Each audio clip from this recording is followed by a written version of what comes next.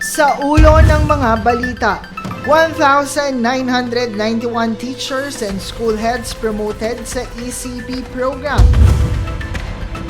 Pag-aayuno ng mga Muslim sa Ramadan, inumpisahan na. Taas pasahe sa mga pampublikong transportasyon pinag-aaralan. Lumang sistema ng dynasty nais tibagin ng Senado. Simula ng Kwaresma, ginunita sa Kongreso, kapulisan handa na. Higit 118 million pesos na kontrabando timbog sa CDO. Patas at pantay na balita, komprehensibong ulat para sa pulso ng masa. Ito ang News Force.